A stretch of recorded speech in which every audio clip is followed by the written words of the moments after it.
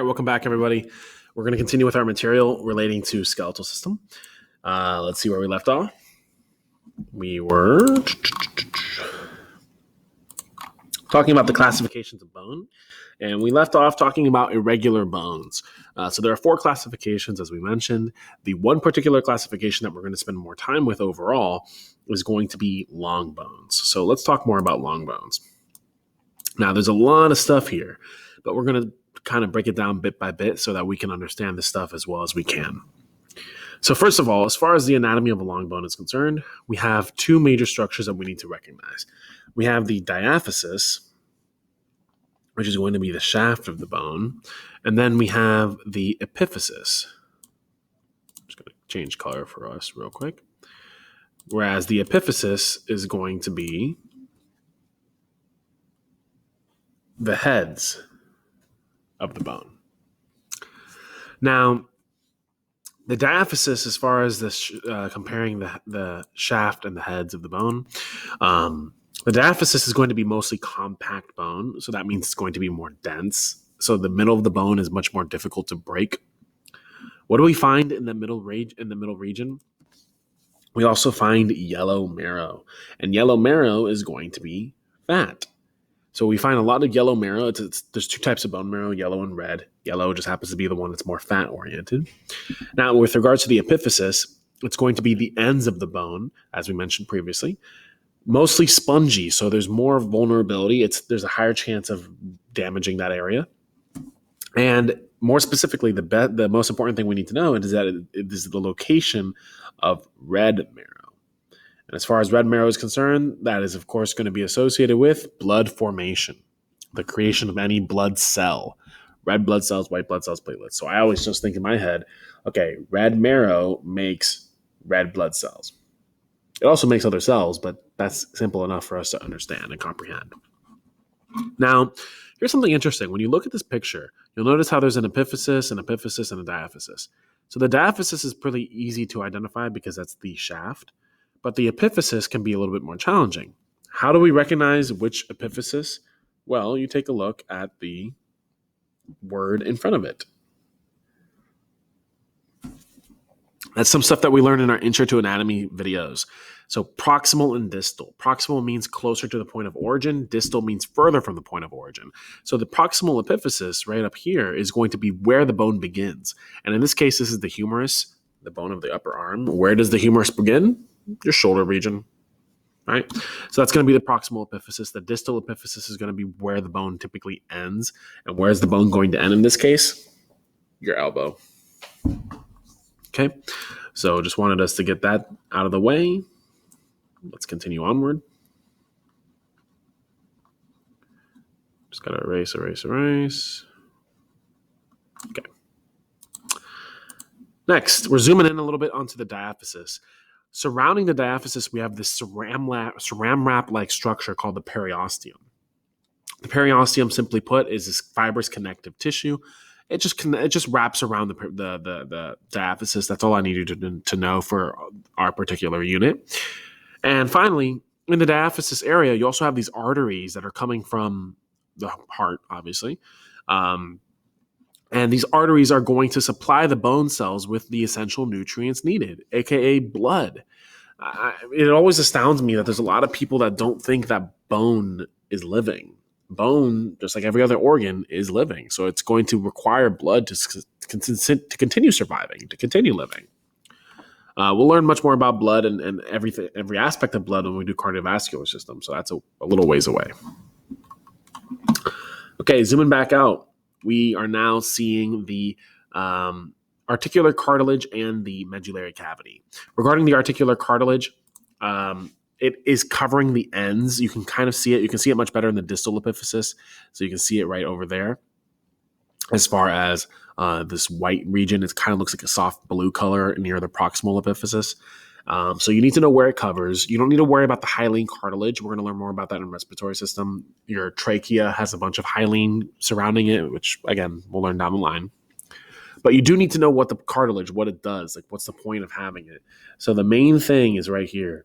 It decreases friction at joint surfaces. So when bones come into contact with each other, It makes it so that the bones can kind of slide and glide instead of the bones grinding. If the bones grind, not only is that a very painful experience for you, but it would also be something that can damage the bone. It can actually chip away at the bone. The medullary cavity. Hey, remember when I mentioned in one of our earlier videos in Intro to Anatomy, I mentioned how cavities are basically holes for the body? The medullary cavity is basically just a hole for the bones. Okay, straightforward enough. No big deal.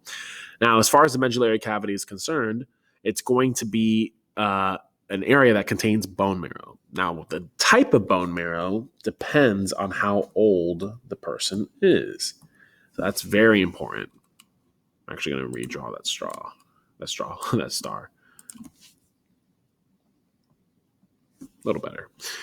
Now, in adults, even teenagers, honestly, even preteens, what you're going to find in the bone marrow is going to be fat, yellow marrow. As an infant, straight out the womb, for the first couple months, what are you going to find in the medullary cavity? Red marrow, which, if you remember, red marrow is all about blood cell formation. Why would you have so much more red marrow as an infant? It's because you're growing. As you're growing, as an infant, you grow exponentially fast. It's the reason why babies sleep for 12 plus hours a day. So because you're growing so much, you're going to need that many blood cells to keep up for your body to maintain itself. So that's a big reason. As you get a little bit older, as you start developing more, your body's going to start transitioning the medullary cavity marrow into more of a yellow marrow. That's what we typically observe. Okay. Now we're going to zoom in. We're taking a look right here, this little tiny chunk of bone. Occasionally we do microscopic stuff. We learn a little bit more on the microscopic level. I know we typically do more gross level anatomy, but sometimes we do some microscopic. Now, regarding the microscopic level of bone, we do need to know this term here, osteon. It is also known as the Herversian system. I'm fine with just learning it as the osteon. But the purpose of the osteon is that it's the unit of bone. So it is the most basic structure. Now, when we say unit of bone, I'm thinking of like a building block, like a Lego. One Lego piece, what are you going to do with that? Nothing. Hundreds of Lego pieces, and you could build the Eiffel Tower. You could build the Empire State Building. You could build the Millennium Falcon. It's the same thing with osteons. One osteon does nothing. Hundreds of thousands and millions of osteons are going to create a bone. That's what we're looking at here. Here we're able to see the central canals, how they kind of work their way through the body, and they allow for nerves and blood vessels to kind of intertwine through it. And by the way, if you look at this and you look at the osteon, you see this ring-like structure. For some of you that are more savvy, you may notice that it kind of looks like tree rings. And the tree rings that we observe is how we can identify the age of how old a tree is. This is a very similar process. Using forensics, you're able to identify how old the bones are, because bones last for a long time. They don't decompose for quite some time. So you're able to identify how old was this skeleton. You can even, using modern technology, you can even identify how old was the person when they perished, which is pretty interesting. Okay. Finally, regarding the detailed information, we're going to zoom in a little bit more into this like slice of pie right here. I'm not going to expect you guys to know all of this stuff. This is more for me to just verbally talk about it. But every osteon is made up of these three structures: the lacunae, the lamillae, and the canaliculi. That's all Latin stuff. The lacunae is going to be this region here that we see that's going to have this cavity where we see the osteocyte. We do need to know osteocyte, but we'll talk more about that in a future video. The lamillae are going to be the actual rings that form. And then the canaliculi is Latin for tiny canals. That's going to be these tiny earthquake tremor-looking canals that connect the lamillae together and allows for transportation of anything in between. Okay. Finally, one of our last bits to discuss in this video, ossification, also known as bone growth. Now, before we get into that, it talks about the epiphyseal plates. I just want to make sure we can see what the epiphyseal plates look like. Here, you can see the epiphyseal line right here. It would also be right down here too.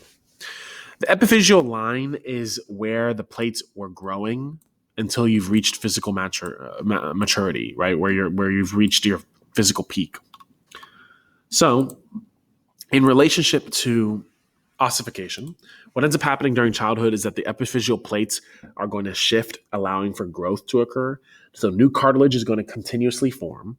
As the new cartilage forms, the old cartilage hardens. That hardening process is called ossification.